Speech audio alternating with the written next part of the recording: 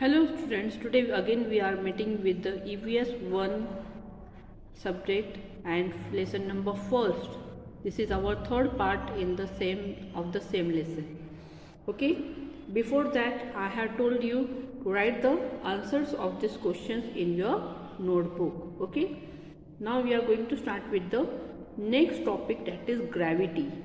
Students, do you know what is gravity? Yes, a force or a pull which is exerted by the earth is called gravity, gravitational force.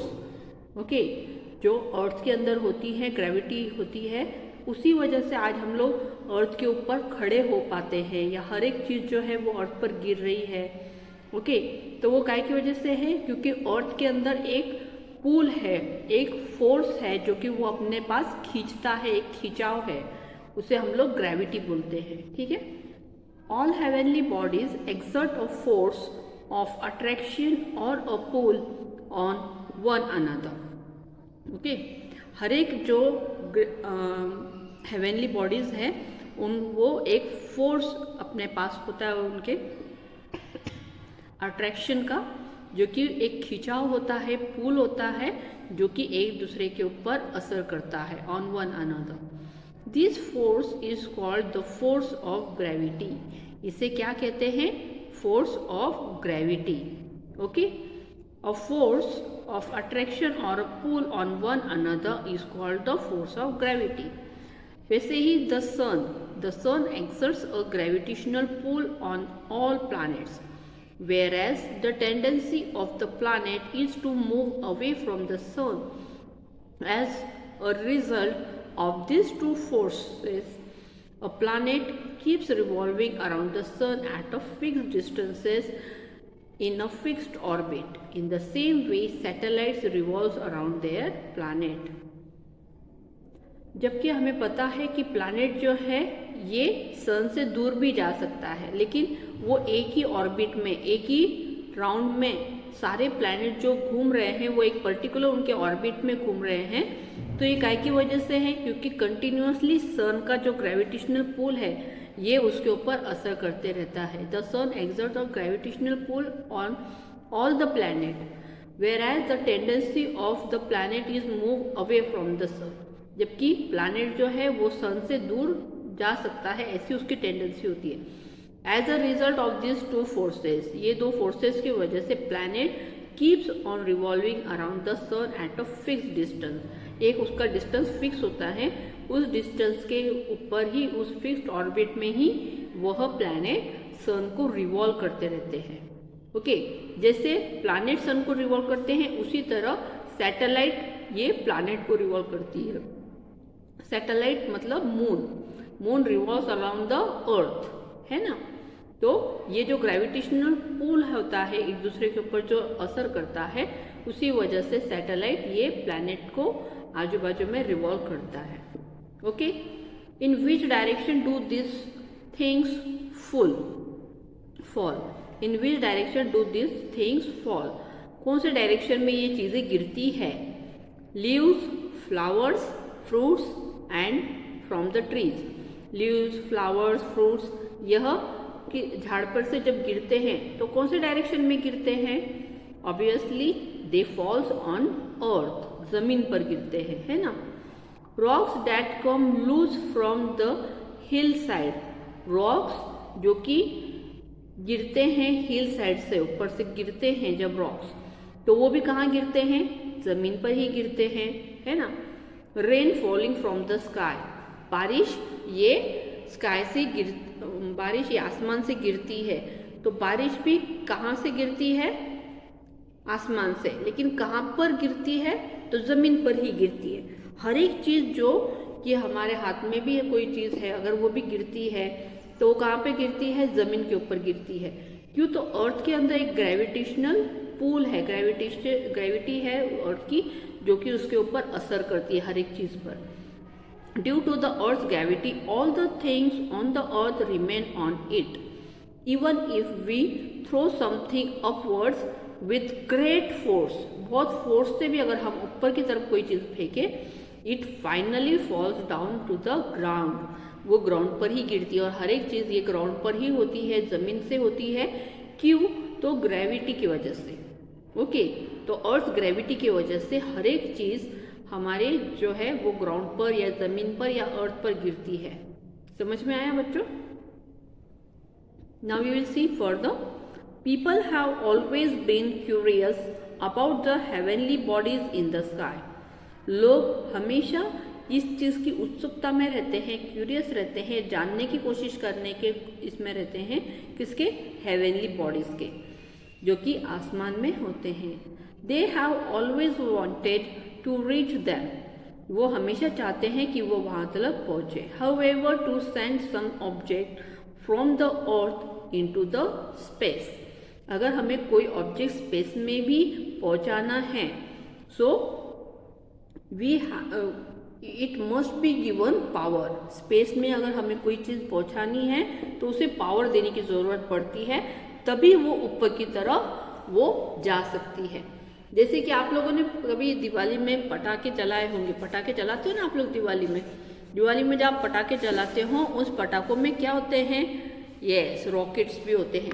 आप जब rockets को जलाते हो तो वो ऊपर की तरफ कब जाता है? जब उसको वो आग से वो नीचे की तरफ जो है उसका जो फोर्स है वो पूरी तरह से लगाकर वो ऊपर की तरफ जाता है, वरना वो ऊपर नहीं जा सकता था, है ना।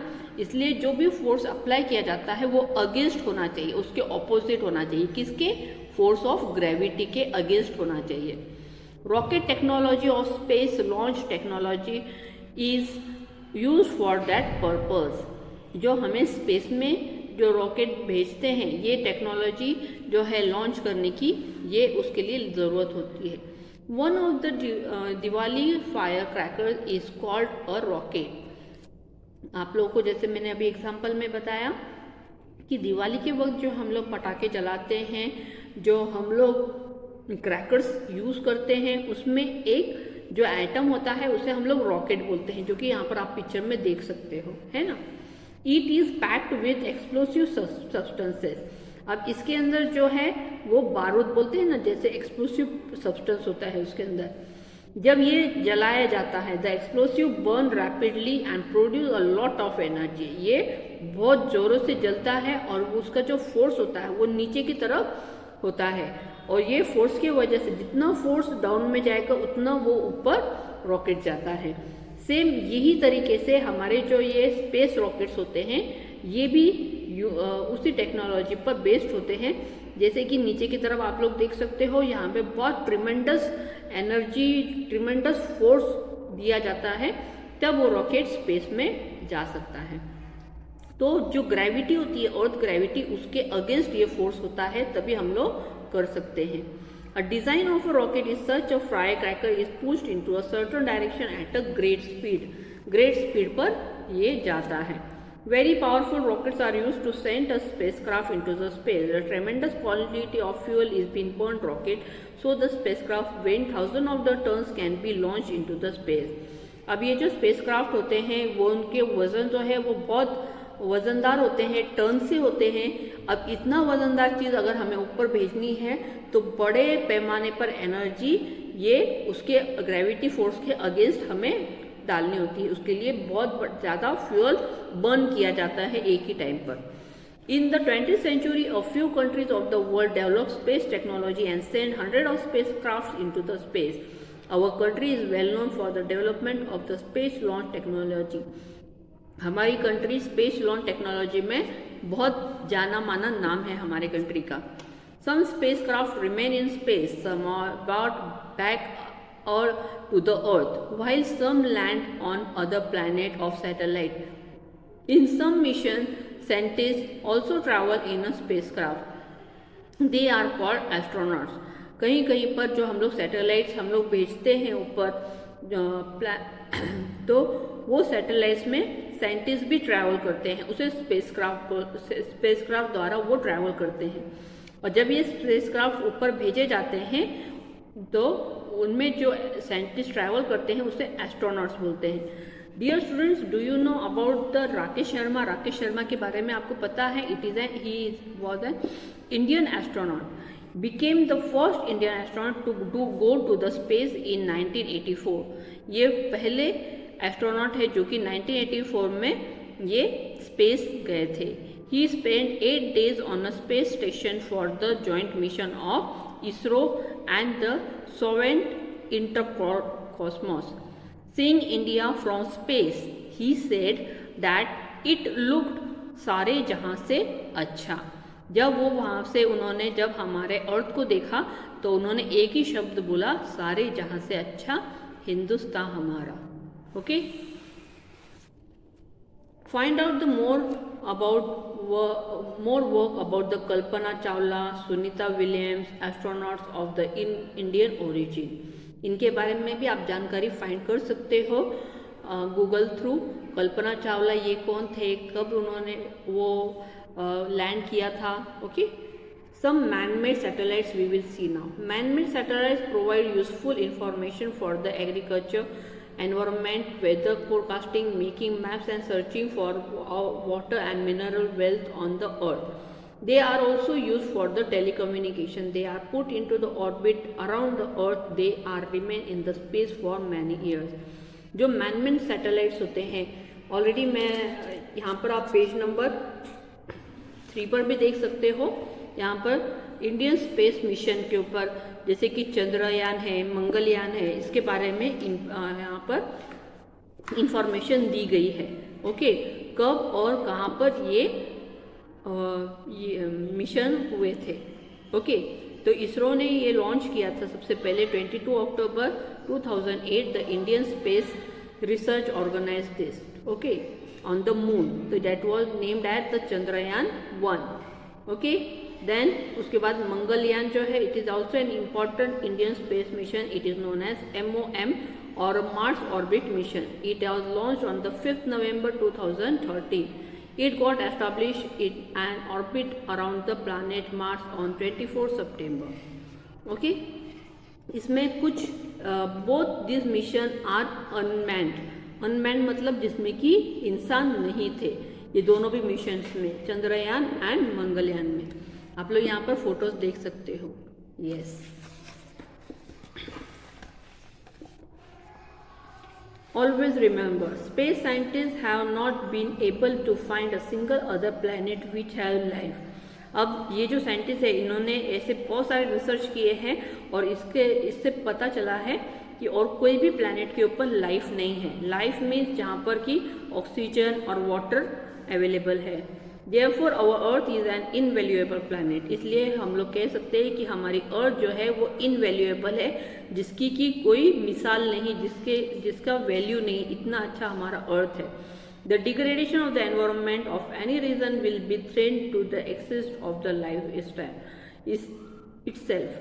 मतलब अगर हम लोग हमारे एनवायरनमेंट को अगर खराब करते हैं तो ये सबसे बड़ा श्राप होगा हमारे जीवन के लिए, इजंट इट? क्योंकि यही एक प्लैनेट है जिसके ऊपर इंसान रह सकता है.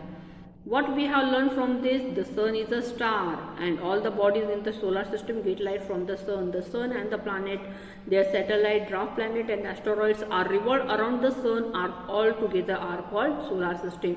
Things on the earth remain on it due to the force of gravity. To travel in space, the earth's gravitational force has to be overcome. Rocket technology help us do that. Okay, तो अगर space में जाना है तो rocket technology use की जाती है और जो कि अर्थ ग्रेविटेशनल फोर्स को कट करते हुए आगे की ओर ऊपर की ओर बढ़ती है. Okay students, I hope you all have understood this full part. You have to write in your geography notebook. Okay students, bye.